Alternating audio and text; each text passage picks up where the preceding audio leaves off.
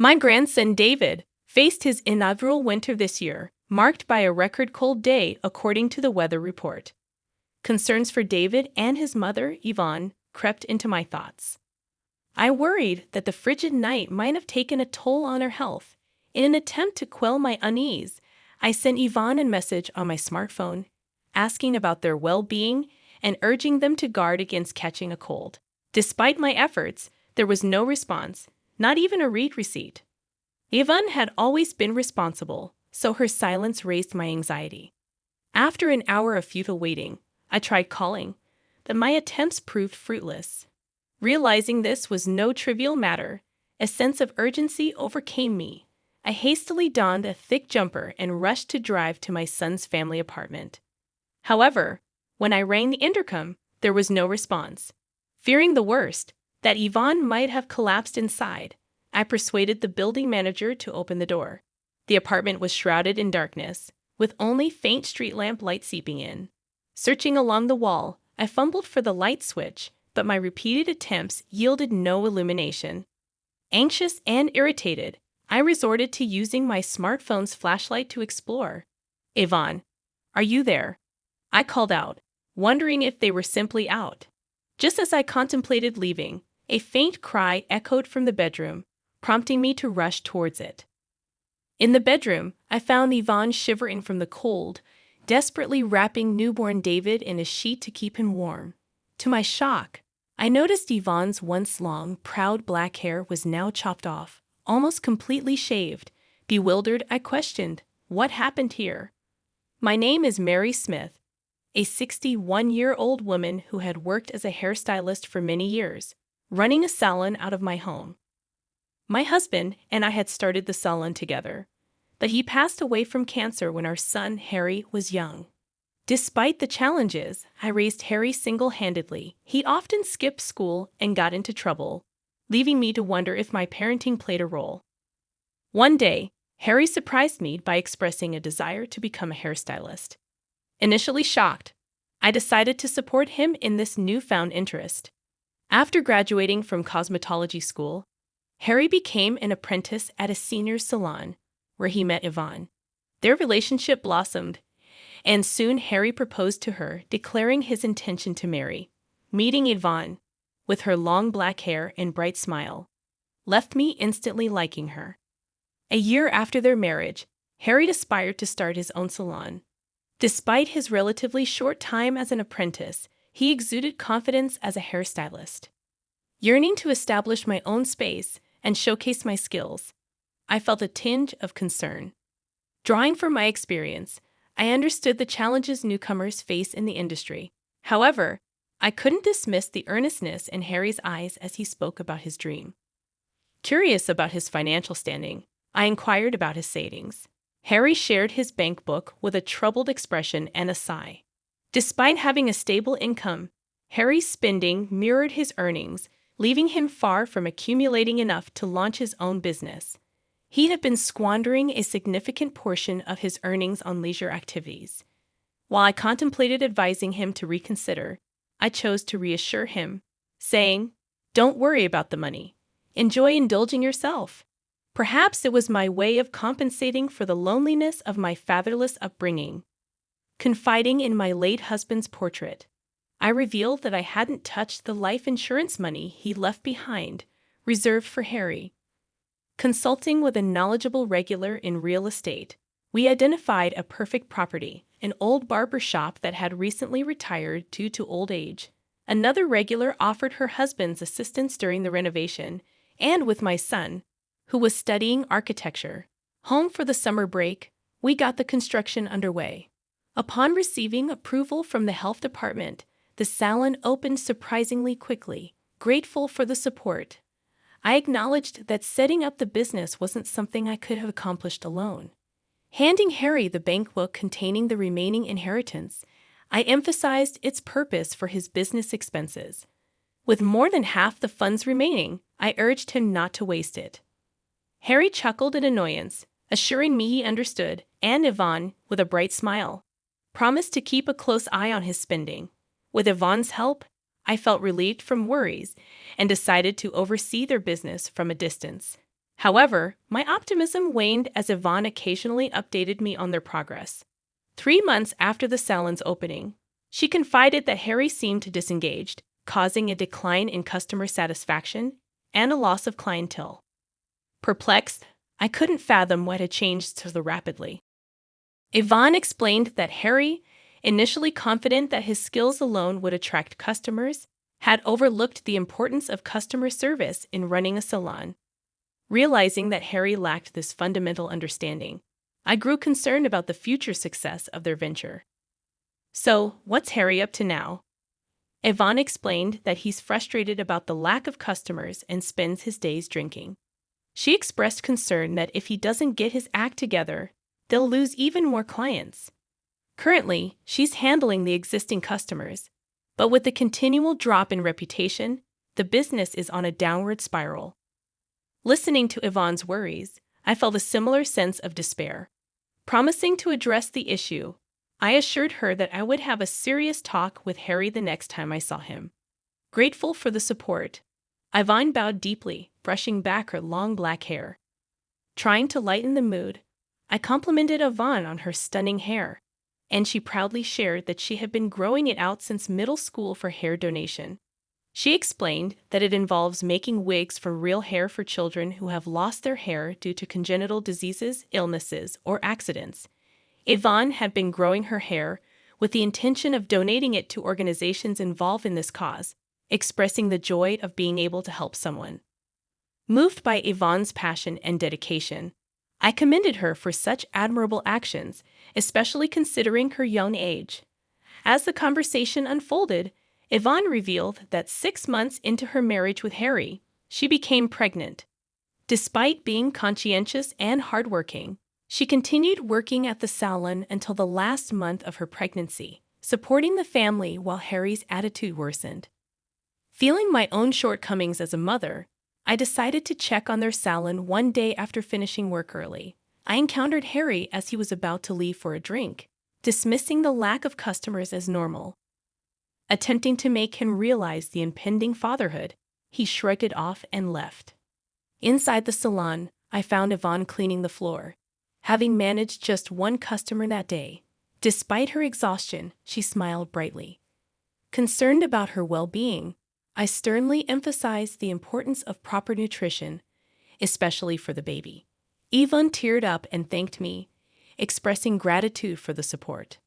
Learning from Yvonne that the salon was struggling and Harry was spending money recklessly, I couldn't help but feel that giving him the bank book was a mistake. The situation seemed dire, and I couldn't shake the frustration and disappointment in Harry's lack of responsibility during such a crucial time. I found myself regretting my decision. Despite being occupied, Yvonne never neglected her hair care.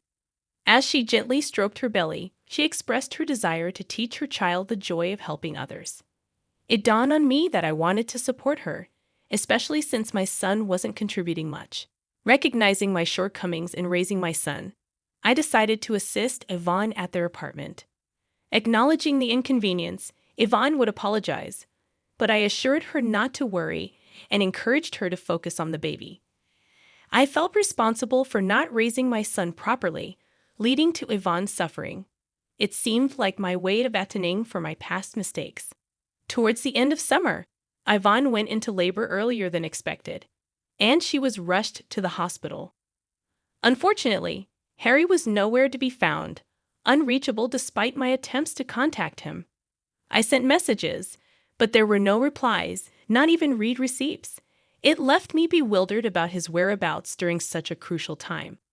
With Yvonne's parents no longer around, I became the sole person there for her. I reassured Yvonne during the challenging childbirth, providing encouragement as she bravely faced the process. After a long and difficult labor, the sound of the baby's cries overwhelmed me. "He's born." "You did it, Yvonne." I was moved to tears, but Harry, who should have been present, never showed up. Meanwhile, my grandson David was experiencing his first winter, and the weather report indicated a record cold day. Concerned about Yvonne and newborn David, I sent a message that night, but there was no response, hastening my worry. After attempting to call without success, I decided to visit their apartment immediately.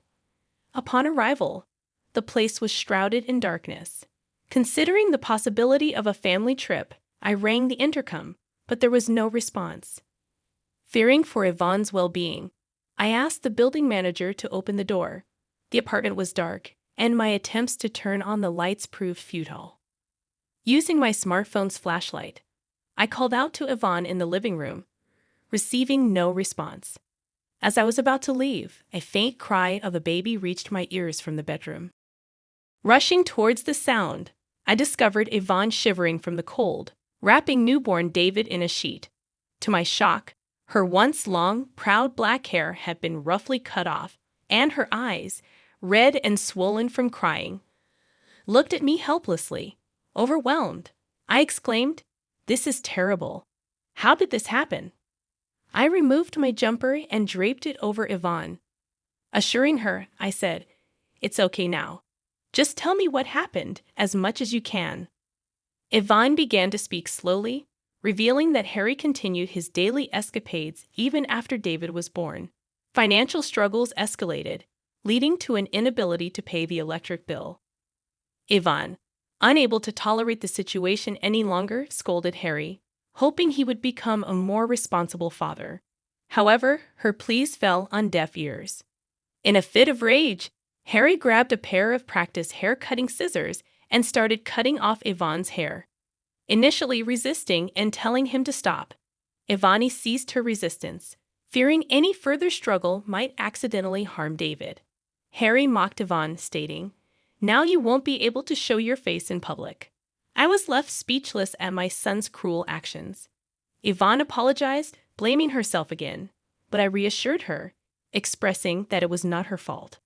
I hugged Yvonne tightly, tears streaming down my face. The whole situation was a result of my overindulgence in raising Harry.